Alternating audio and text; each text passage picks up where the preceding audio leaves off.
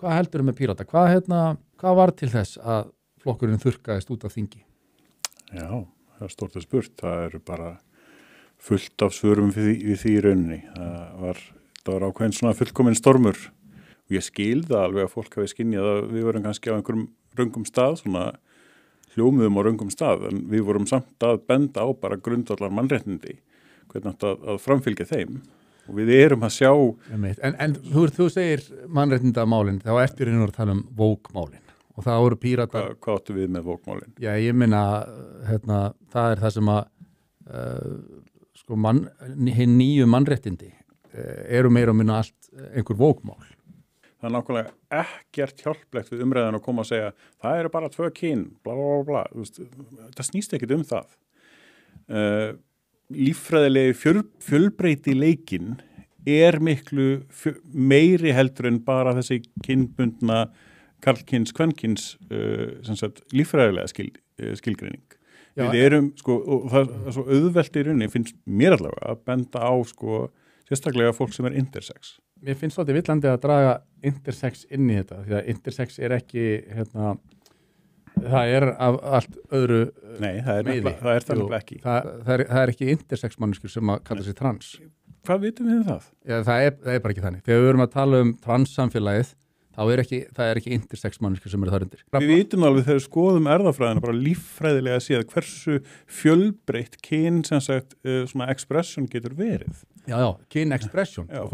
Og karakterar geta verið bara eins ólíkir og þeir eru margir. Nefnilega. Og þess vegna að koma að við komum og segjum, fyrir ekki þú þarna, þú átt að passa í annarkvort karlæða konubóks eftir bara sem að við ákveðum, með okkur finnst. Já, nei, það er enginn að segja hann eigi að passa í þetta bóks, en í grunninn, líffræðilega, þá er, líffræðin er bænari.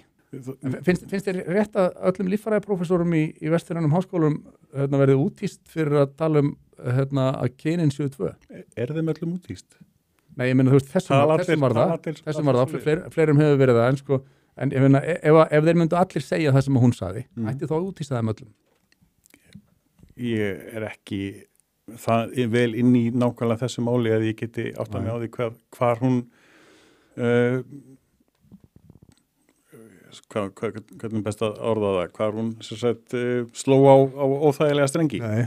Þú veist, og það að konur geta verið margskonar. Það ætti að vera nóg fyrir okkur að segja það. Nefnilega. Og kallar geta verið margskonar. En ekki að fara að búa til þessu til einhverjum 100 milljón kyn, En er það að segja að fyrir þetta tvíkynja kerfi í íþróttum að það mætti endurskoða það? Já, mörgum íþróttum, já. Tímanlaust, en í öðrum þá er það alveg skiljanlegt. Það er það held að þurfa ekki að hafa þetta flókið og segja bara, þetta er svona eða hins einn. En það er það samt flokknar að það. Kynjaskiptingin er í íþróttum er alltaf fyrst og fremst kvenréttindamál, er ekki? Ég meina, getur verið það líka, já, tímanlaust. Já, en er það svona aðalega, Já. Og það er, þú veist, ef við myndum ákveða að það er ekki lengur kynskipt í íþróttum, og þá það mjög ósanngjarnt fyrir konur. Ég var að segja sem sagt, að í mörgum íþróttum þá er skipt í opinflokk annars vegar, kvennaflokk hins vegar, þannig að konur geti keppt líka í opinflokki. Þarna komist við svolítið að óvart að held ég svona einhverjum kjarna í af hverju við erum mikið ósammála og ég held af hverju Píratar dutt af þingi. Það er svona, það eru svona þessi mál sem að almenningur er svona svolítið komið nóg að fá svona að sé lesið yfir hausamótunum á sér með.